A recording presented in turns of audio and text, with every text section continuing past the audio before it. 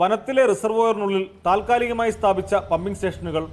Floating പൈപ്പുകൾ കൂട്ടിയുണ്ടാക്കിയ ചങ്ങാടത്തിലാണ് കരയിലേക്കുള്ള വരവും പോക്കും. രാത്രിയിൽ വന്യമൃഗങ്ങളുടെ മുരൾച്ചയും പ്രാണികളുടെ ശല്യവും. ചീങ്കണ്ണി ശല്യത്തിന് പേരുകേട്ട നെയ്യാർ ഡാമിൽ എല്ലാ പ്രതിസന്ധികളെയും അതിജീവിച്ച് ഒരു സംഘം അഹോരാത്രം പണിയെടുക്കുകയാണ്.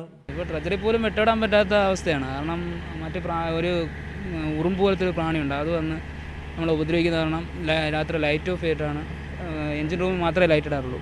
ഉറങ്ങാനായിട്ട് ചില ബുദ്ധിമുട്ട്. എന്നാലും കുടിവെള്ളത്തിന് വേണ്ടിയിട്ട് നമ്മുടെ ഉദ്യോഗസ്ഥന്മാരെ അവർക്കുള്ള ഉത്തരവാദിത്വം നമ്മൾ ഏറ്റെടുത്ത് നമ്മൾ ചെയ്യുകയാണ്.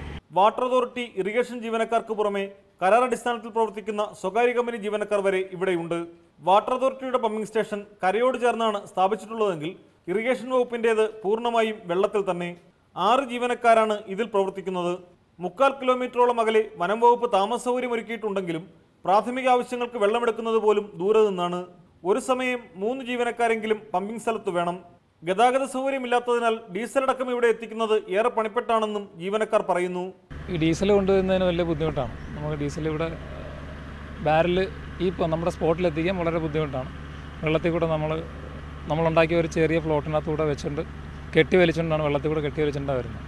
കുറച്ച് പേര് ജോലി ചെയ്യുന്ന സമയത്ത് ഇപ്പോൾ രാത്രി കുറച്ച് പേര് നിന്നിട്ട് 3 പേര് ഇവിടെ നിന്നിട്ട് ഇടയ്ക്ക് വന്ന് അവർ ഒരു റെസ്റ്റ് കൊടുക്കാൻ വേണ്ടി 3 പേരും കൂടെ വന്ന് അവർ പോയിട്ട് അടുത്ത് 3 പേര് വരും. അങ്ങനെ രാത്രി നിൽക്കും. പൈപ്പ് എക്സ്റ്റെൻഡ് ചെയ്ത് കൊടുക്കണം വെള്ളം താഴ്ന്നതിനനുസരിച്ച്, അല്ലെങ്കിൽ ട്രജറി മണ്ണിലേക്ക് താഴ്ന്നു പോകും. അത് കഴിഞ്ഞാൽ പിന്നെ ബുദ്ധിമുട്ടാണ് പുറകോട്ടുന്നത്.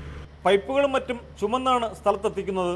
തങ്ങളേറെ കഷ്ടപ്പെടുന്നുണ്ടെങ്കിലും അരുവിക്കരയിലേക്ക് വെള്ളമെത്തിക്കുന്ന പദ്ധതി വൻ വിജയമായതിന്റെ ആഹ്ലാദത്തിലാണ് ജീവനക്കാർ. ഇറിഗേഷൻ വകുപ്പിന്റെ 6 ജീവനക്കാർ രാപ്പകല്ലാതെ കഷ്ടപ്പെട്ടിട്ടാണ് തിരുവനന്തപുരം നഗരത്തിൽ കുടിവെള്ളം എത്തുന്നത്. പ്രാഥമിക ആവശ്യങ്ങൾ നിറവേറ്റാൻ പോലും ഇവർക്ക് വേണ്ടത്ര സൗകര്യങ്ങളില്ലെന്നതാണ് വാസ്തവം. നെയ്യാർ ഡാമിൽ നിന്നും ക്യാമറമാൻ ടിങ്കുവിനൊപ്പം പ്രദീപ്, ന്യൂസ് 18